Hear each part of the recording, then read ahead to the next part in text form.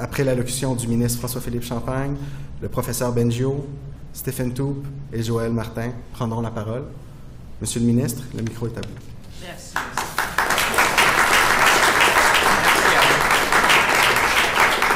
Bon matin tout le monde, vous allez bien? Bienvenue dans le salon de Yoshua Bengio. C'est ça que je viens de découvrir. Yoshua, merci de nous accueillir chez vous. Hein, on est content d'être avec vous. Et je regardais même le logo. Je me disais, il y a quelque chose, je parlais avec Yoshua en sourdine, on se disait, il y a quelque chose d'inspirant parce que derrière l'ampoule, c'est l'électricité qui était l'une des plus grandes avancées de l'humanité, mais on voit devant un bouclier, dans le fond, pour nous protéger. Et c'est un peu, si on se positionne dans le dernier siècle, et évidemment l'intelligence artificielle dans le prochain siècle, il y a quelque chose qui me rappelle un peu une grande innovation, mais aussi avec un besoin de protection. Alors, félicitations à tous ceux qui ont pensé à ce logo-là, où Yoshua et moi, on le découvrait ensemble pendant qu'on vous regardait. Écoutez, bon matin. D'abord, Madame la Présidente, Brenda Shannon, merci d'être avec nous, ma collègue députée, mais qui est aussi présidente du caucus national. Merci, Madame la Présidente, de nous faire l'honneur de votre présence ce matin. Écoutez, c'est toujours un plaisir d'être chez Mila. Vous comprendrez, Mila, pour moi, pour vous, j'imagine, c'est synonyme d'excellence, c'est synonyme de fierté et c'est aussi pour plusieurs une grande source d'inspiration. Le travail et la réputation de Mila ici contribuent non seulement à placer le Canada à l'échelle mondiale comme un des grands leaders, on en conviendra, mais aussi notamment en mettant de l'avant l'importance de l'innovation sûre et responsable. Et aujourd'hui, mesdames et messieurs, on va vivre un moment historique. C'est rare dans une vie qu'on a la chance d'être témoin, de contribuer à une avancée pour protéger l'humanité. Et je le dis avec beaucoup d'humilité parce que c'est rare qu'on a un moment comme ça historique. Et moi, ce matin, je pense, ensemble, on pose une pierre angulaire de l'intelligence artificielle sûre et responsable pour protéger l'humanité. Donc, ce qu'on fait ce matin, c'est un legs non seulement à tous les chercheurs, chercheuses et ceux qui nous ont amenés jusqu'ici, mais je pense un legs pour les prochaines générations. Vous savez, de protéger l'humanité, c'est quand même une grande responsabilité qu'on a collectivement, qu'on a eue à plusieurs époques de la vie, et c'est rare qu'on peut ensemble être témoin ce matin d'une grande avancée comme celle-là. Alors, I just want to say what a pleasure it is, because today we're basically marking a milestone, an historic milestone, where what we're going to be doing today with the Safety AI Institute is to protect humanity. It's not every day that you're doing something that will have a long-lasting impact on future generation. But even before I get going, this was just my emotions getting out, even before I get into the fabulous speech that have been written. But première personne que j'aimerais saluer d'abord, c'est Yoshua Bengio. Yoshua, merci. Yoshua, pour moi, c'est que dire quand on est en présence d'une personnalité, d'un grand comme ça de ce monde. Les mots ne nous viennent pas facilement, mais je dirais, Yoshua nous enseigne, Yoshua nous guide et Yoshua nous inspire toujours à faire mieux. Alors, merci de nous partager la connaissance, mais ce désir-là de faire mieux. D'abord, de nous avoir fait découvrir une technologie qui va transformer nos vies, mais aussi d'avoir ce souci-là de l'humanité. Alors, Yoshua, je pense que comme citoyens et citoyennes, on est heureux et fiers d'avoir quelqu'un comme toi qui non seulement nous guide, mais est en train de guider l'humanité, et évidemment, à plusieurs égards. Stephen Toup, le président de CFAR, here you are. I'm so pleased. Merci d'être avec nous ce matin parce que vous dirigez l'une des organisations clés de l'écosystème de recherche au Canada. For those who don't know Stephen, Stephen is really kind of the leading figure. He's probably the rock star in all the research in Canada. When you are next to him, you know that big things are happening. People recognize his contribution, his wit and wisdom, and we're lucky to have you in Canada and leading the organization. Monsieur Joël du CNRC, vous êtes là. Depuis 1916, le CNRC, et ça veut dire plus d'un siècle, vous êtes synonyme d'excellence. D'excellence, et c'est justement cette excellence-là qu'on va aller chercher, puiser aujourd'hui pour encadrer cette technologie-là de rupture qui est l'intelligence artificielle. Alors, on vous fait confiance avec l'excellence, votre excellence, l'excellence de vos collègues, pour nous guider l'humanité. I want to say to Cam from Amy, Cam is coming straight from Edmonton, and we're lucky to have you with us because Amy and Edmonton, as you know, what we're doing today is for Canada and I would say the world, but having Cam with us from Amy, and thank you because Alberta, Edmonton, and what you're doing there is leading edge. It's cutting edge, and the fact that you decided to be with us on a beautiful, almost summer day in Montreal, it's great to have you. To my friend Tony from Vector. Tony is here. Thank you very much. I mean, you are representing one of the most vibrant community in the country, in North America, and the world. And having you here as well today, because as you see, this institute is bringing the best and the brightest. And when you have these people, today we're surrounded by overachievers. And when you have these people, you realize that Canada is in good hands, and indeed the world is in good hands.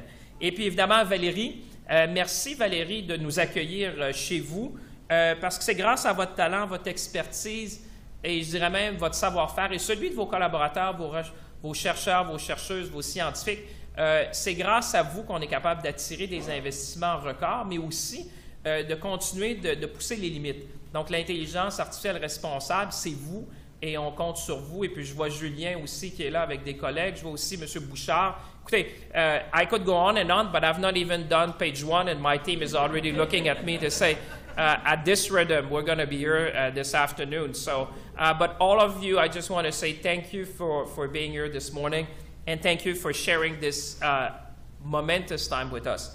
Ben, nous sommes, je le disais plutôt d'entrée de jeu, je pense à un moment unique de l'histoire.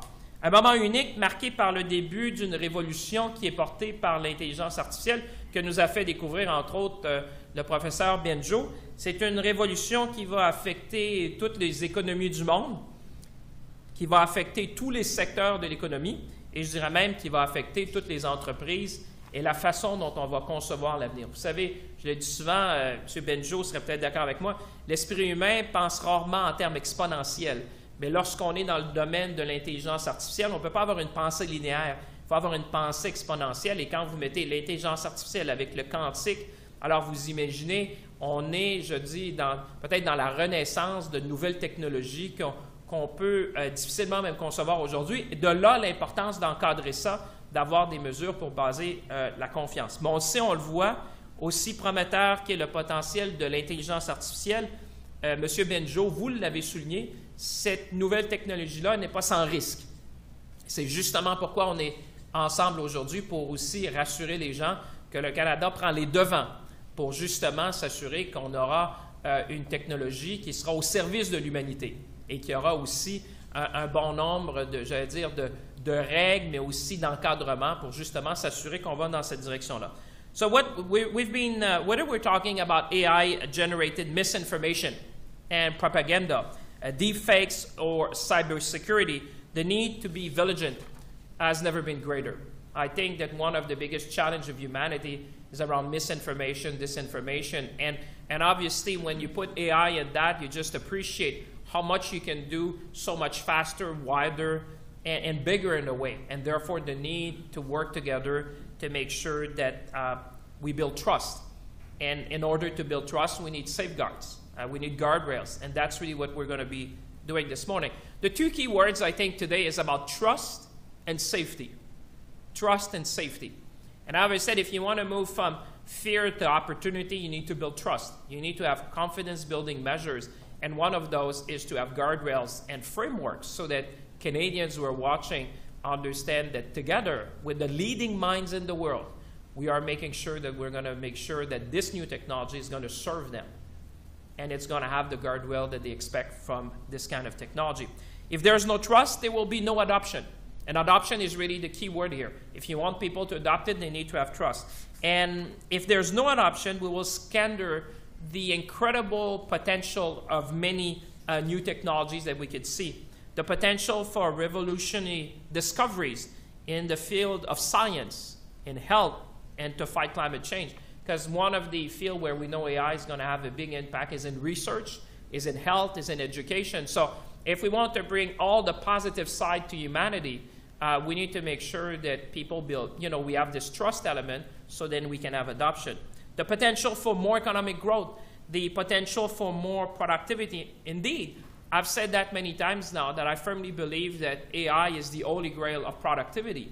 We've been searching in this nation for productivity solutions and even new ways of thinking. I think AI can be one of them. But for that to happen, users of AI need to feel that this new technology is safe and secure. And that's why today we're launching the Canadian AI Safety Institute, ladies and gentlemen. That is the milestone. That's what we're doing. That's what is leading in the world. I think we deserve a big round of applause.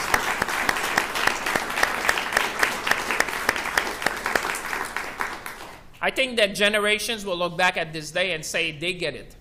They got it. They had our best interests at heart and they did what needed to be done to protect us. C'est avec un immense plaisir que j'annonce aujourd'hui le lancement de l'Institut canadien de la sécurité sur l'intelligence artificielle. Une grande avancée pour le Québec, une grande avancée pour l'écosystème de l'intelligence artificielle, mais aussi une grande avancée pour l'humanité, je le disais, parce qu'il faut savoir, cet institut va servir de carrefour national, mais aussi international. Grâce au travail de Yoshua, on était ensemble, les deux, à Bletchley Park. Yoshua s'en rappellera, du moins, c'était plutôt moi qui accompagnais Yoshua à Bletchley Park lorsqu'on était ensemble, mais on avait promis, l'humanité s'était dit, on devrait avoir des instituts comme ça pour protéger. Et finalement, les États-Unis, l'Angleterre, le Royaume-Uni et maintenant le Canada. Donc, on fait partie des premiers pays au monde, des tout premiers pays, parce que la première conférence aura lieu à San Francisco dans une semaine. Donc, imaginez, on est même avant la première conférence sur, finalement, les instituts de sécurité de l'IA. Donc, vous comprendrez que c'est important. On a dédié un budget de 50 millions de dollars parce que, évidemment, on a besoin d'avoir des fonds pour aller chercher l'expertise voulue. Et on va puiser dans l'expertise d'institutions pays qui ont une grande réputation, donc le Conseil national de recherche du Canada et aussi de l'Institut canadien de recherche avancée, ce qu'on appelle CIFAR, ainsi que des 3 instituts nationaux en IA, donc EMI à Edmonton qui sera un grand partenaire, Vector à Toronto et évidemment Mila ici à Montréal. Parce que l'idée de cet institut-là, vous comprendrez, ce n'est pas nécessairement d'avoir un nouvel édifice, mais c'est plutôt de créer une communauté qui va nous permettre de garder, d'attirer, de développer les meilleurs au monde pour nous guider dans la recherche d'avoir un IA qui est responsable. En devenant le 3e pays au monde, et je dirais même, je ne sais pas si c'est le 3e, I'd like to be the bragger in chief. I would say we're in the top 3 because, you know, it's not even launched. So we're launching the institute at the same time that the 2 others. So you could question whether we're first, second, or third, but at least we're in the top 3. To launch the Safety Institute. And I think Canada, in this way, as I was saying, Joshua and I were in Bletchley Park last time, and that's where we made the pledge that Canada would be leading. And you know, when you talk to the world, Joshua, I should say, Canada is synonymous with responsible AI and cutting-edge thinking in that. So, très content d'être là avec nos partenaires britanniques et américains. Et encore une fois, nous serons là pour une avancée générationnelle. And I know Canada's leadership in AI is nothing new. I mean, you would agree with me. We were the first one to have a national AI strategy back in 2017, believe it or not, way before ChatGPT. I know people at home would say ChatGPT is the beginning of AI. Well, it started way before that. And in 2017, we did that. But we were on the shoulder of giants. I can think of Joshua, which you know, is among the best and the brightest. And I can think of Jeff Hinton, which just got a Nobel Prize recently. So, you know, we know that we have the best and brightest here in this country. And therefore, when we talk about AI, we're the gold standard. And that's where we want to continue to be, as the gold standard. And you've seen that when we launched GPay, by the way. Canada was, with France, the first country to launch that. So, if we want to stay ahead of the parade, we needed to take action. And that's what we're doing this morning, decisive action. Alors, évidemment, en terminant, comme je dis souvent, si on veut passer de la peur à l'opportunité, il faut bâtir la confiance. Et ce qu'on fait ce matin, c'est exactement ça. So today, we're writing a new chapter, not just in Canada AI history, but the global development of responsible AI. And I could not be more proud to do that together because it's really you. We're going to make that institute the reference, hopefully, in the world with our U.S. and British friends. A new chapter where innovation and responsibility go hand in hand. A new chapter where international collaboration is the cornerstone of progress. A new chapter where Canadian leadership helps shape global solution and I would say global institutions for the 21st century. Ladies and gentlemen, let's seize the moment, let's be ambitious, and let's make sure that together Canada remains on top and really the reference in the world when it comes to responsible AI. With that, it is my distinct pleasure to introduce and to welcome someone who needs no introduction. Actually, we are in his living room after all. I just invite Yoshua Benjo to the podium.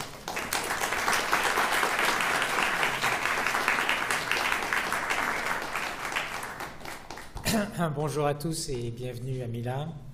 Welcome everyone in my living room. Merci beaucoup, Monsieur le ministre. Je suis vraiment plein de gratitude pour le travail que vous et votre équipe avez fait pour mettre en place cet Institut canadien de la sécurité de l'IA. Comme je l'ai dit au moment de l'annonce du Premier ministre il y a quelques mois, je pense que c'est quelque chose d'historique pour le Canada et pour le monde, le développement de ces instituts de sécurité de l'IA à travers le monde, et on doit faire notre part. Canada must be present for this global effort to build trust, as you said, but not just with nice words, but with research and development that is needed to solve hard problems in front of us. Pourquoi est-ce que je suis tellement motivé par ces questions? On a assisté au cours des dernières années à des avancées vraiment significatives en matière d'IA, l'IA générative, ChatGPT, etc. Et les capacités des systèmes qui sont mis au point par les compagnies à travers le monde continuent de s'améliorer en termes de capacité. Mais là où on est moins sûr, c'est le côté sûreté, AI safety.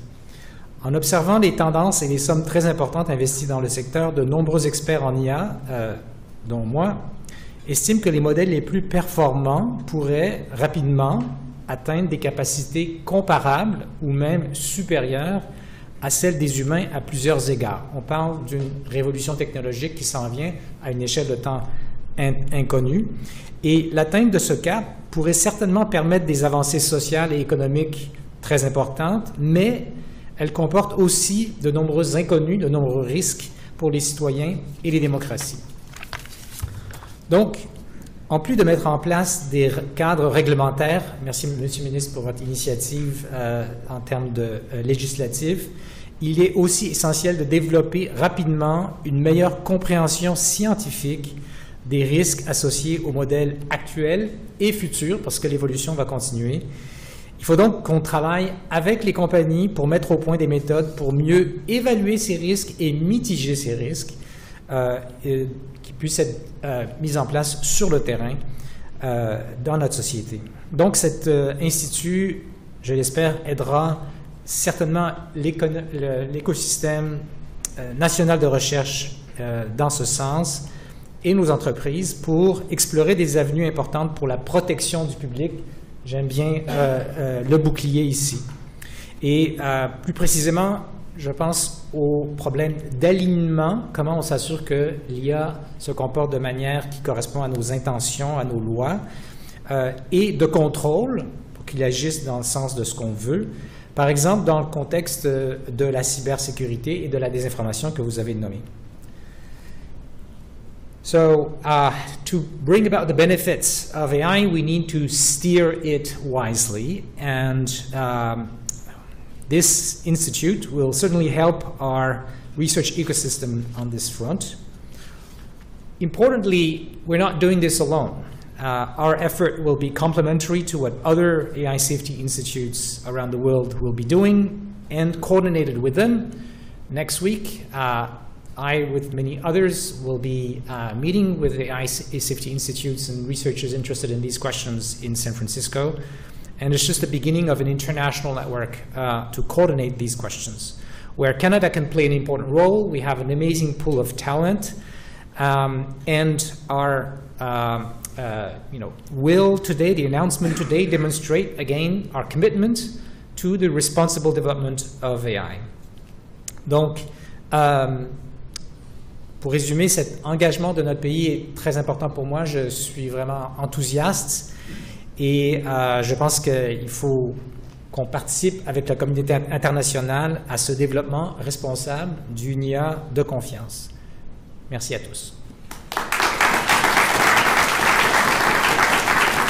Let me now invite Stephen Toop, President and CEO of the Canadian Institute for Advanced Research, to share comments.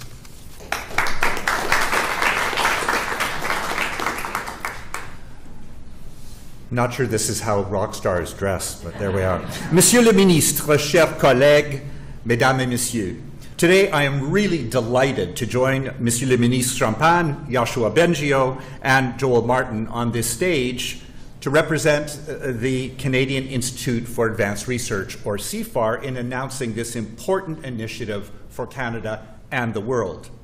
We're proud that CIFAR will play a key role within the Canadian AI Safety Institute, or CASI, ICSIA en français.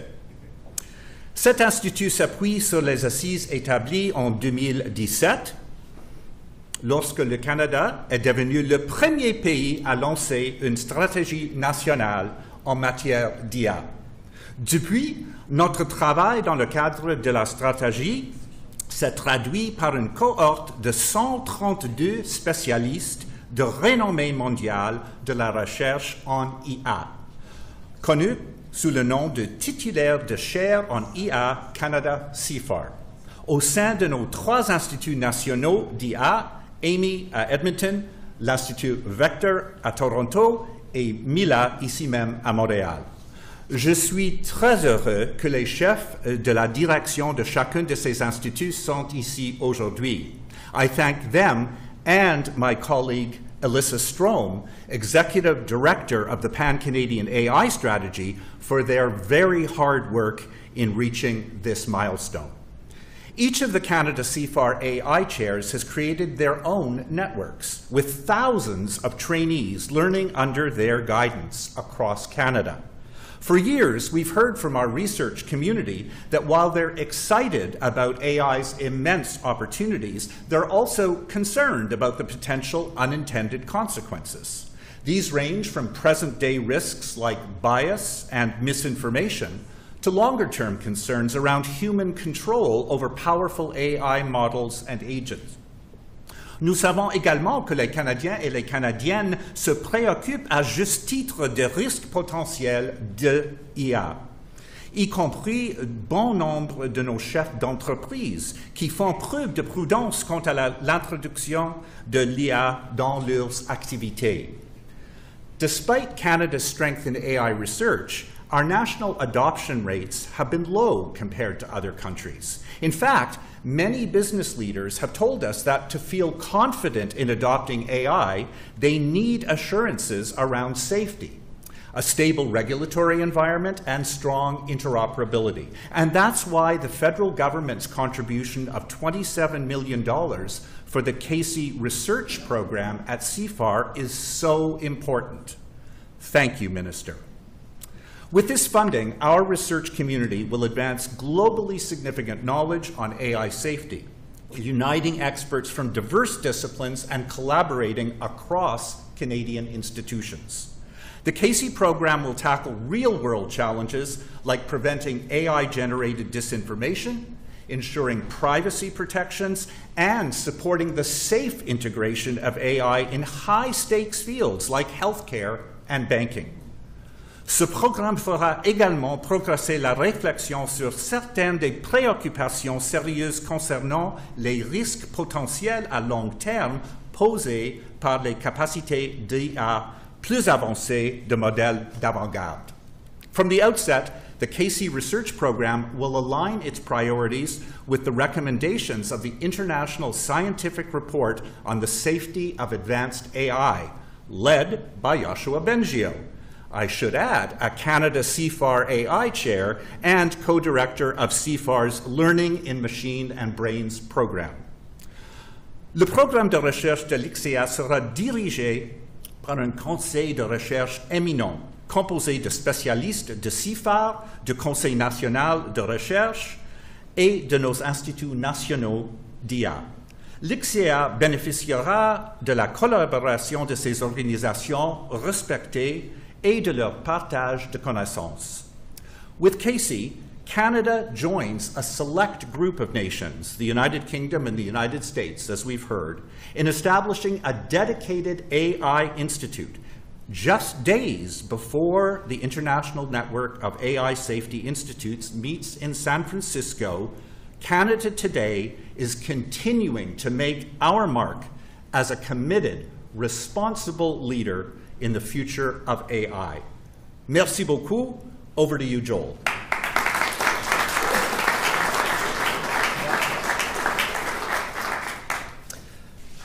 Thank you, Stephen. Good morning, everyone.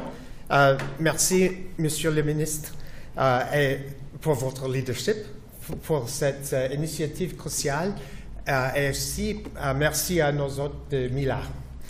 Je suis honoré d'être ici pour discuter du rôle du CNRC, le Conseil national de recherche du Canada, dans le nouvel Institut canadien pour la sécurité de l'intelligence artificielle. L'IA présente des possibilités incroyables, bien sûr, et des défis importants. Elle a le potentiel d'accélérer les découvertes scientifiques et de créer des solutions innovantes à des problèmes urgents. Toutefois, ce potentiel vient avec une responsabilité de faire face aux risques associés à l'IA, comme les menaces de cybersécurité et les campagnes de désinformation. For more than 20 years, the NRC has been at the forefront of responsible applied AI research. Our work has touched on many areas, such as the analysis of medical imaging for cancer research, predictive tools for railway safety, and identifying emotions in text to help screen out things like hate mail. We have a long history of working with the government to deliver practical solutions to immediate challenges, and we have experience implementing safeguards to protect data privacy and security. We use AI in our research today, for example, to detect drones by a unique frequency signature of their propellers, and we research ways to make AI better by studying how AI models can be trained for more diversity to avoid bias or reduce bias. Le lancement de l'Institut canadien de sécurité de l'IA marque une étape importante, comme déjà mentionné, dans nos efforts collectifs pour assurer le développement et le déploiement responsable de l'intelligence artificielle. Cette initiative est le fruit d'une collaboration entre le gouvernement du Canada, le CIFAR, le CNRC et nos trois instituts nationaux d'IA, MILA, EMI et l'Institut de Vector. Under the new Institute for Safety, the NRC will work very closely with ICED to lead government-directed research projects that focus on areas critical for informing government policy, conducting joint projects with international partners on AI safety and cybersecurity. Our work will complement the applied and investigator-led research carried out by CIFAR and the National AI Institutes, ensuring a comprehensive, collaborative approach to AI safety. We recognize that AI safety is a global challenge that requires international collaboration. The NRC will support ICED in building these important international partnerships. As part of this effort, NRC will participate next week in the Canadian delegation for the upcoming inaugural meeting for the network of AI Safety Institutes, as you've heard. Lors de l'événement, nous nous concentrerons sur trois thèmes clés. Premièrement, l'évaluation des capacités et des limites des modèles d'IA. Deuxièmement, l'évaluation des risques et la mise en place de mesures de protection. Troisièmement, l'élaboration des techniques permettant d'instaurer un climat de confiance dans un monde de plus en plus inondé de contenus synthétiques produits par l'IA. Il s'agit d'une occasion importante d'unir nos efforts pour veiller à ce que les technologies de l'IA soient développées et déployées de manière responsable. Le CNRC s'engage à mettre en place un ensemble d'outils et de capacités qui contribueront à protéger la population canadienne. Ensemble, nous pouvons construire un avenir où l'IA est une influence positive qui stimule l'innovation et protège notre société. Merci.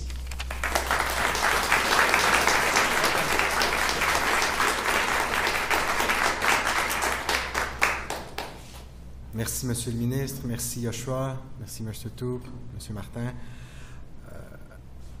Ceci conclut la conférence de presse du ministre annonçant l'Institut canadien.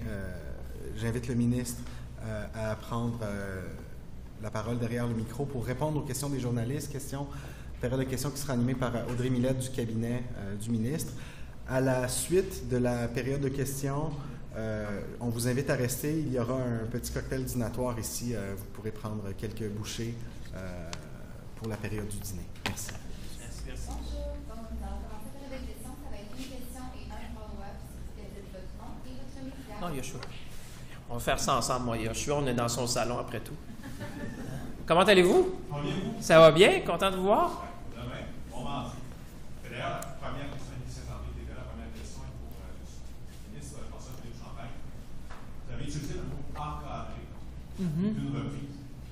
Là, je vais être certain d'avoir le bon nom du projet de loi. Il y en a un actuellement qui se fait attendre et qui se nomme le projet de loi qui a encadré l'intelligence artificielle et les données. Il se fait attendre depuis 2 ans. Qu'est-ce qui se passe? Pourquoi ça peut pas? Bien, écoutez, demandez un peu à l'opposition.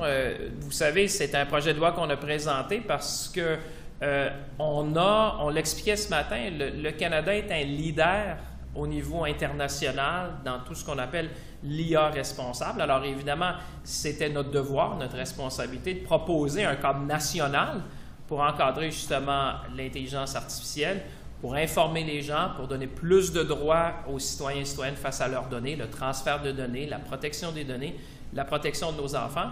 Écoutez, je vois une lueur d'espoir parce que j'ai témoigné récemment au comité de l'industrie. J'ai senti une ouverture des partis d'opposition à travailler dans l'intérêt supérieur du Canada.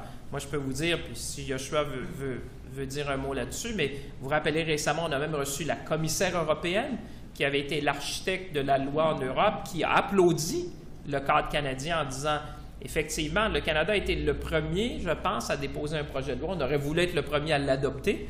Et là, on est un peu pris dans les méandres politiques, mais je pense que dans l'intérêt supérieur du Canada, dans l'intérêt supérieur des Canadiens, dans l'intérêt supérieur même à la rigueur, je dirais, de cet effort-là qu'on fait au niveau planétaire pour encadrer l'intelligence artificielle, c'est important qu'on puisse aller de l'avant et c'est pour ça que je souhaite qu'avec les partis d'opposition, on arrive à trouver un compromis qui nous permette d'avancer. Mais je ne sais pas si tu veux. Yoshua avait témoigné lui aussi sur le projet de loi. Je peux juste ajouter que la proposition de loi a des propriétés importantes pour encadrer l'IA, c'est-à-dire une certaine flexibilité où on ne cherche pas à prescrire et de dire aux entreprises voilà les méthodes que vous devez utiliser, mais plutôt les amener à agir de manière responsable, à documenter leurs efforts pour protéger le public. Donc tout ça, c'est des manières, je pense, intelligentes de faire face au fait que l'IA, c'est une technologie qui évolue rapidement et les mésusages aussi pourraient évoluer. Donc on a besoin de cette flexibilité qu'on ne retrouve pas nécessairement dans d'autres législations. Et je vois d'autres juridictions qui s'en vont dans la même direction. Donc en Europe, évidemment, je suis de près ce qui se passe là-bas, mais aussi plusieurs États américains, éventuellement peut-être un congrès américain, on verra, qui vont dans des directions très semblables. Et on aura besoin de se coordonner, d'être interopérable avec les autres juridictions où l'IA joue un rôle important. Tu sais, comme je disais, je pensais pendant que Yoshua parlait, il y a un temps pour réfléchir puis il y a un temps pour agir. Je pense qu'il est maintenant venu le moment d'agir. Alors, c'est ça qu'on implore les partis d'opposition de travailler avec nous là-dessus. Alors, j'ai une question pour M. Deviens, si vous voulez revenir au micro. Il y a aussi un mot qui retrouve l'attention tantôt, c'est le mot démocratie. M. Champagne, au début, il y a un parcours d'élection dans l'ère Ottawa depuis des semaines. Est-ce qu'il y a un des risques, majeurs de l'intelligence artificielle et pas l'ingérence électorale? Alors, il y a déjà de la désinformation. L'enjeu ici, c'est que l'intelligence artificielle pourrait mettre à l'échelle des outils d'influence, de persuasion. On voit déjà avec les hypertrucages. Et c'est important qu'on développe les méthodologies, les techniques, en travaillant avec nos collaborateurs internationaux pour autant que possible protéger le public, puis travailler avec les entreprises pour qu'on minimise les effets, qu'on puisse détecter même ce genre de tentatives d'influencer l'opinion publique. On l'avait vu, puis je vous partagerai une page d'histoire quand on était ensemble à Bletchley Park. La plus grande menace qui avait été identifiée, évidemment, il y a plusieurs menaces qui peuvent être identifiées, mais la première, puis j'essaie de me rappeler de mémoire, on disait qu'en 2024, il y aurait environ 50 élections dans le monde qui toucheraient environ 4 milliards d'individus.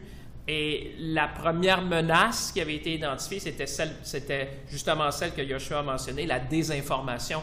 Alors que vous avez à peu près la moitié de l'humanité qui a été appelée du moins ou qui va être appelée à voter durant cette année, bien, il y avait déjà à cette époque-là l'identification que c'était l'une des plus grandes menaces. Alors évidemment, ce qu'on fait aujourd'hui, pour moi, c'est vraiment nécessaire et c'est aussi, ça arrive à un bon moment parce qu'évidemment, on doit tous travailler dans cette direction-là. Je veux mentionner une étude qui est sortie il y a quelques mois de Suisse, où on a comparé la capacité de persuasion de l'IA avec GPT-4 avec celle d'être humain. Et une personne qui est en dialogue, ne sachant pas si c'est un être humain ou la machine derrière, se fait, disons, changer d'idée et on voit que la machine est capable d'influencer mieux que l'humain. Alors, on est déjà rendu quelque part d'inquiétant et il faut s'en occuper. Imaginez Infoman un jour avec l'intelligence artificielle, ce que ça peut faire.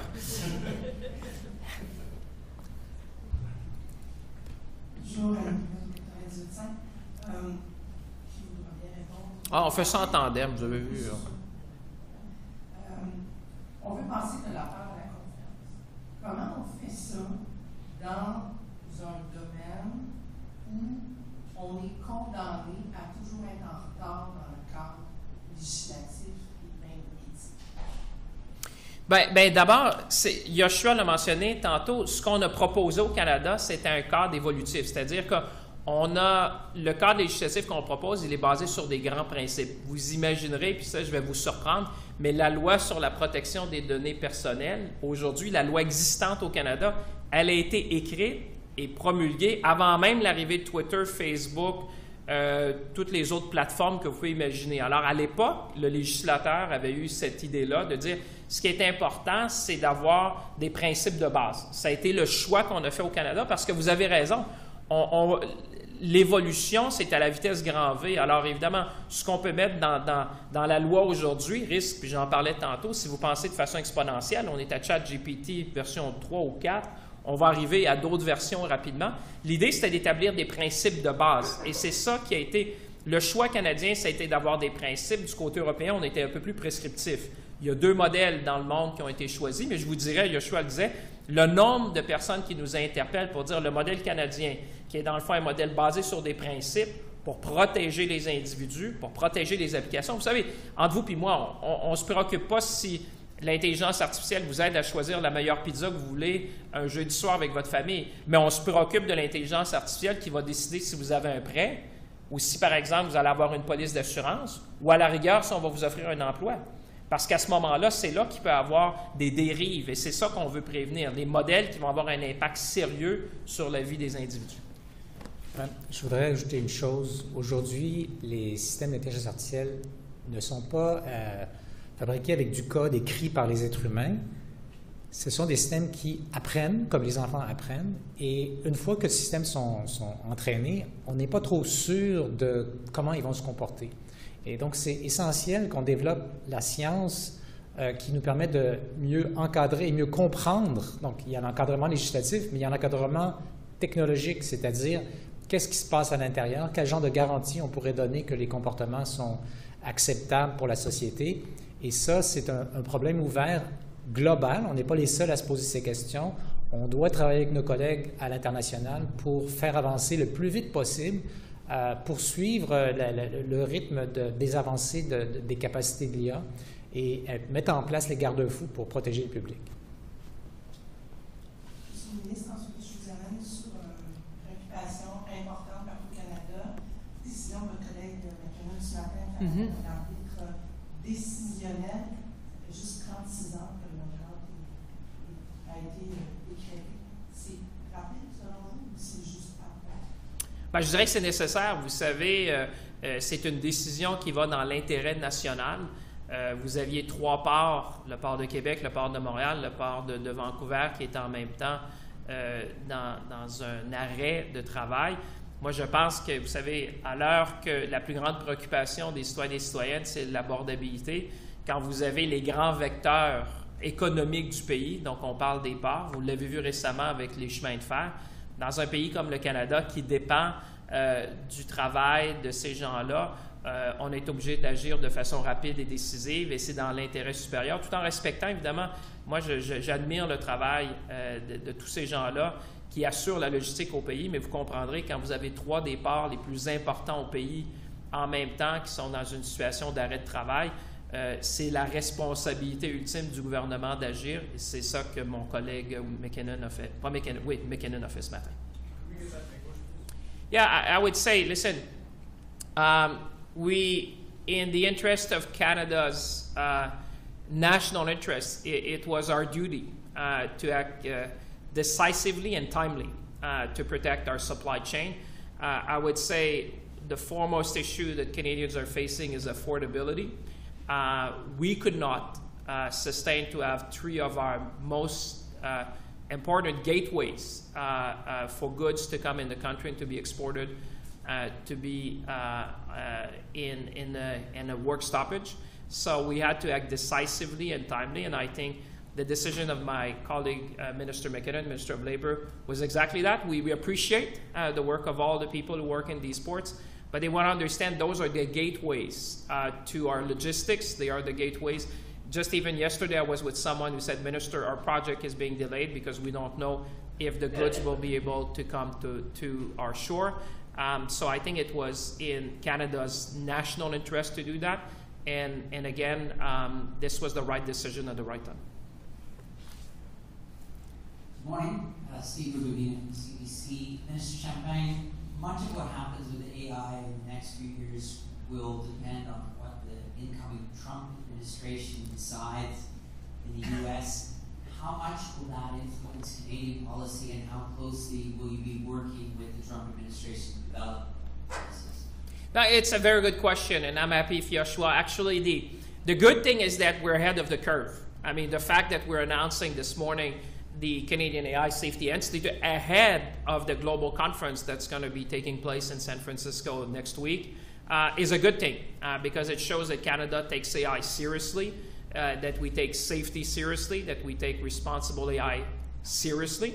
We're going to be working with the next administration. I can say we have been working hand in hand with the last administration, and the contacts we have with the next administration, it's certainly going to be a topic of choice because I think they realize the role of Canada in AI safety, and also Canada could be an answer to some of the challenges they have seen in terms of, when you talk about AI, you have to talk about energy.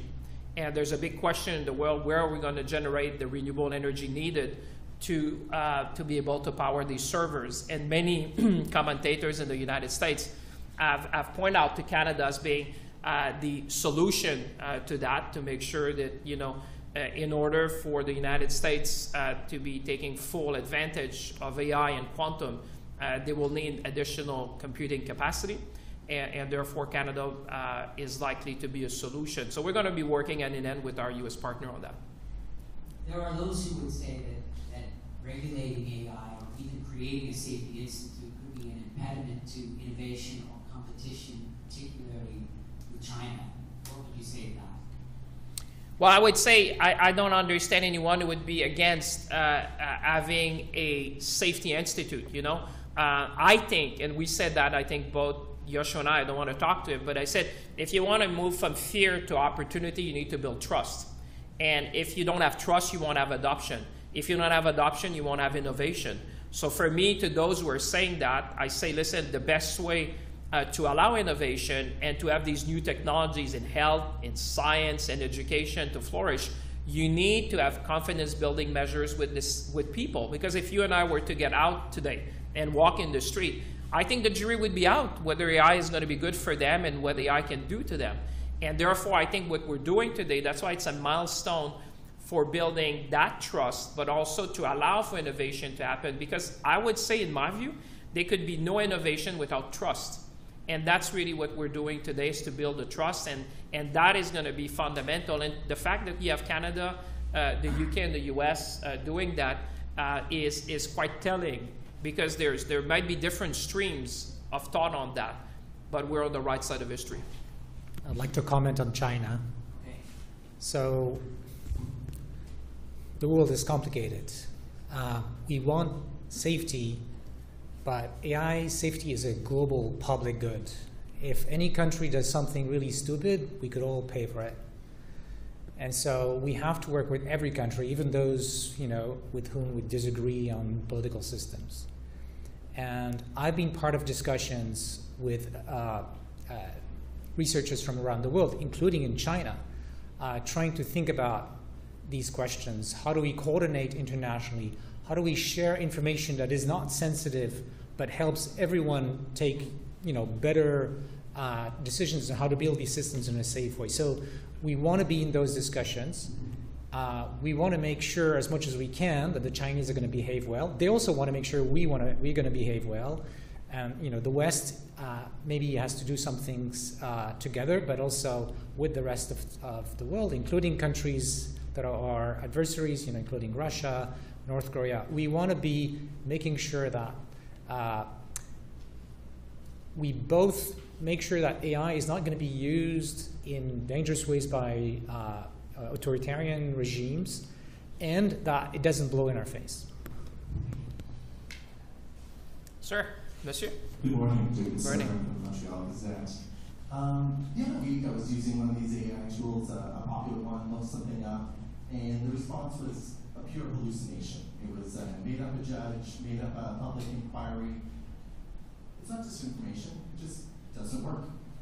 We've seen reports from over the summer from Goldman Sachs, from researchers at MIT that suggest the productivity gains projected for AI by some people who are promoting it aren't there, that companies using AI are spending more than companies that aren't to do the same things. Why are we trying to encourage adoption of a technology that doesn't seem to have the gains that its salesmen suggest it would? Well, and whilst I appreciate the example you gave, and I'm sure we can all have our own anecdotes about what worked, but I will tell you, when I went to some SMEs recently, I'll give you an example without naming the company. When we were, I think with Milos, I think we were doing an event, we went to see some AI innovation, and there was a big pile of bananas, and they say, Minister, you should go visit that particular company, and I was a bit like, well, not sure I see the link between the two. And when I went to see the innovator, he said, Minister, bananas is the fruits which have the least shelf life in a store. So I said, okay, that's interesting. He said, I hope you understand today that when you see bananas on the shelf at your local supermarket, it's not like the manager who decides how many bananas. And I said, okay, I may be old school. I thought that was the case. He said, no. Today we have systems, to give you an example, that can factor the weather, whether there's a holiday and the buying pattern over the last 50 years. And therefore, we're in a position to be able to decide how much of certain goods you would have in that store. There's two effects of that. Obviously, you have the goods that people want to buy, and you prevent waste. Countless examples like that of SMEs and others have demonstrated that you can increase productivity. And to those who are concerned about what it's going to do to my job, I'll give you another example. When I spoke to one of the banks in Canada, which is using AI to serve their customers, my first question, I said, are you displacing work? He said, no, I'm using the people that I have today to do value-added work. So when you call, as an example, me calling my bank to say what is the balance on my account, he said, that could really well be automated. There's no value added. You just want a piece of information. The people who were answering these calls are now helping you to decide what's the best mortgage for your house. So I could see that, I think you're right. What we're trying to prevent with the Safety Institute is the guardrails to all the things that we would not want to see AI do. For example, when I said, if an AI system is going to decide whether you have an insurance policy, I think one of the basic things we should know about the algorithms, and you should be knowing that you're talking to a machine, that actually it's not someone who's decided, so that you can interact. But I would say, I believe that when you're looking at productivity, we have countless examples in businesses, and I would say what Mila has been doing here is quite amazing in terms of where you see the potential, and there's countless examples of that. I think, first of all, economists have, different economists have different views regarding your question. But whether you're an economist or, like myself, an AI scientist, really what you have to do is look at the long-term trajectory. Right? So there will be ups and downs in the markets, but what's very clear when you look at the benchmarks of capabilities of AI over the last decade is the trend. It's only going up, and in fact, in the last few years, it's accelerating, which means the capabilities of these systems is getting greater and greater, and there's no reason to think that eventually we will not reach human-level capabilities across many skills. So that is going to be clearly hugely valuable economically, and also clearly very dangerous if misused, or if we lose control of these systems that could be eventually smarter than us. Thus, it is important to prepare in terms of regulation that's going to be adaptive to this progress, and in terms of science to make sure we design machines that are not going to suffer from these hallucinations. By the way, the reason they're behaving this way is simply because they're trained to imitate how people would respond, and people make up stuff, of course. Really? Yeah. I'd agree to that. Let me ask you about another announcement you made with the NRC here in Montreal a couple of years ago, the Biologics Manufacturing Center. At the end of December, it seems likely Canada will have an opportunity to get out of that deal because Novavax says they won't be meeting their deadline that comes at the end of December. Regulatory approval. Does Canada plan to stay in the deal with Novavax, or will you pull out after December?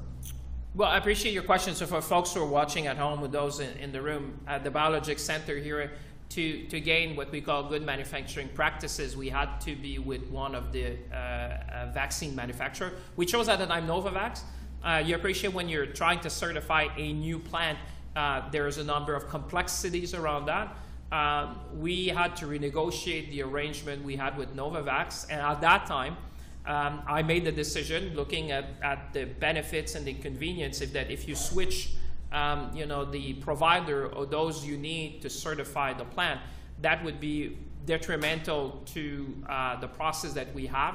We want to have the biologics, which is the public, basically manufacturing plant. If we, at the time, you have to go back to the logic of that. We said, when we were during the COVID time, we said it's all good to have private partners who could supply vaccines, but I think, going back to what Joshua said, you have to think 10, 20, 30 years from now. We said, you know what, it would probably be good to also have a public facility so that we're not dependent on anyone in the world to supply vaccines that we may need for, God forbid, a pandemic or a form of health emergency. So we made the choice at the time to have a public manufacturing facility. We made the decision at the time to select a partner which could help us to gain what they call good manufacturing practices, because only when you have GMP certification, you're able to produce vaccines. So the choice we made is to continue with them. We amended the terms of our arrangement with them, but I still believe it's the best options we have to have the facility certified as quickly as possible and as cheaply as possible for Canadian taxpayers. Does that mean you're staying in the deal? Does that mean you're staying in the deal with Novavax? That's what we negotiated with them, and I'm not aware, you may have information that I don't have this morning, but the last time I negotiated the terms of the deal with them, they were committing to continue to help us to get GMP certification. Thank you. Bon matin. Ça fait plaisir de vous revoir. Bonjour. Ma première question, c'est concernant la position quand ça va se passer. Quoi, du côté du gouvernement, en matière d'intelligence artificielle et de protection des droits de l'auteur. Comme on sait ce qui se passe aux États-Unis actuellement, il y a plusieurs entités qui poursuivent justement parce que les modèles d'intelligence artificielle ont été entraînés avec leur activité. Tout à fait. Écoutez, on a lancé des consultations à ce sujet-là. Vous soulevez, comme toujours, une question très importante, la protection du droit d'auteur, parce que pour les gens qui nous regardent, c'est évidemment dans ces modèles-là, de ce qu'on appelle les modèles de langage, j'espère que c'est le bon mot en français, il y a souvent de la propriété intellectuelle qui est utilisée. Et à ce moment-là, la question, c'est comment on rémunère ceux qui ont les droits sur cette propriété intellectuelle-là. Et je dirais, en terminant là-dessus, puis peut-être que Yoshua va vouloir dire un mot, mais l'intelligence artificielle est soumise aux droits d'auteur, c'est-à-dire que c'est une nouvelle technologie, mais ça n'enlève pas les principes de base qui ont toujours existé. Vous savez, c'est un médium de plus. Comme Yoshua disait, c'est la première fois qu'on a une technologie qui peut créer des idées et prendre des décisions par elle-même. Alors, c'est sûr que c'est une nouvelle technologie, mais les principes de base de la loi sur les brevets, de la loi sur les droits d'auteur persistent. Et là, comme on arrime ces deux réalités-là, ça fait sujet d'une consultation publique qu'on est en train de faire à travers le Canada, justement pour s'adresser à cet enjeu-là. Je veux juste ajouter que c'est une question qui se pose internationalement dans beaucoup de pays, juridictions, l'Union européenne, les États-Unis, il y a des procès en cours un peu partout. C'est important qu'on se coordonne avec nos partenaires là-dessus. C'est pas une question facile, mais on va espérer que ça converge aussi rapidement que possible, de manière qui à la fois permette l'innovation et protège ceux qui créent du contenu. C'est probablement plus pour vous, M. Benjo. Quand on parle de sécurité de l'intelligence artificielle, particulièrement dans le domaine de la désinformation, ce que l'on voit actuellement, c'est qu'il y a un lien direct entre la production de la désinformation et celui qui la reçoit. Et celui qui la reçoit. Oui. Celui ou celle qui le reçoit. Avec les plateformes de réseaux sociaux, par exemple. Ouais. C'est un bon exemple, mais c'en est un parmi d'autres. La question qu'on peut se poser, c'est quand on veut donner confiance au grand public, où le filtre entre le producteur malfaisant de désinformation et le grand public. Parce que je comprends qu'on puisse encadrer les entreprises qui fabriquent l'intelligence artificielle, les entreprises qui l'utilisent, puis ceux qui utilisent l'intelligence artificielle à des fins néfastes. Comment est-ce qu'on fait pour se mettre entre ceux-là et ceux qui reçoivent ça et qui n'en ont aucune raison? C'est une excellente question et je pense qu'un début de l'Institut de sécurité de l'IA, c'est de nous aider à trouver des réponses techniques, mais aussi des réponses sociales, législatives, etc. Alors, premièrement, au niveau de ce qui se passe en amont de la fabrication de ces systèmes d'IA, il y a des choses qu'on peut faire. Donc, si le système d'IA est fabriqué de façon à avoir des garde-fous qui l'empêchent de produire du contenu qui serait, disons, dangereux pour la démocratie, toxique, qui pourrait, mettons, par exemple, il y a beaucoup de discussions en ce moment aux États-Unis sur une loi qui empêcherait d'utiliser ces systèmes-là pour fabriquer de la pornographie juvénile. C'est un vrai problème. Donc, il y a des choses qu'on peut faire techniquement en amont, c'est-à-dire avant que ça tombe entre les mains des personnes peut-être qui s'en foutent de la loi et qui vont utiliser ça à leur propre fin. Après, il y a des choses qui pourraient se faire entre les deux. Donc, mais ça, c'est peut-être moins du côté de la technique de l'IA que des plateformes. Il faudrait que les plateformes aient une responsabilité. Là, aujourd'hui, elles sont un petit peu dans une zone grise. Comment est-ce que ces plateformes peuvent faire mieux et être plus responsables de l'utilisation de contenu, de diffusion de contenu qui, finalement, va contre nos lois? Ça fait l'air. Mais encore, par exemple, une chose, mais encore, je peux vous en dire plus. Ce sont des gouvernements, dans certains cas, qui font de la désinformation, le vu, le référence, le récupérer. Dans ces conditions-là, c'est pas comme accepter les pirates, c'est pas la même chose. Alors, premièrement, les outils que les compagnies occidentales fabriquent devraient avoir des garde-fous qui font en sorte que ce n'est pas facile pour un pays qui veut s'en servir contre nous puisse le faire. Donc ça, c'est vraiment quelque chose d'important. C'est un enjeu de sécurité, c'est un enjeu de design de ces systèmes-là. Deuxièmement, je pense qu'il y a des enjeux de cybersécurité et de contrôle des plateformes dont on parlait tout à l'heure. Aujourd'hui, c'est tellement facile de créer un compte sur une de ces plateformes et de le faire de manière anonyme. Et donc, c'est clair que c'est la porte ouverte à des groupes qui veulent déstabiliser nos démocraties. Il faut qu'on se donne les outils éventuellement pour minimiser tout au moins ces enjeux-là. Il y a aussi un côté technologique. Il y a des chercheurs qui essaient de voir comment on pourrait utiliser l'IA pour détecter que du contenu, effectivement, est faux ou trompeur ou disons, viole certaines normes. Ça, c'est aussi un sujet de recherche intéressant où l'IA pourrait être utile. Merci tout le monde. Thank you very much for your patience and thank you for being here today. That's an historic day. Welcome, everyone.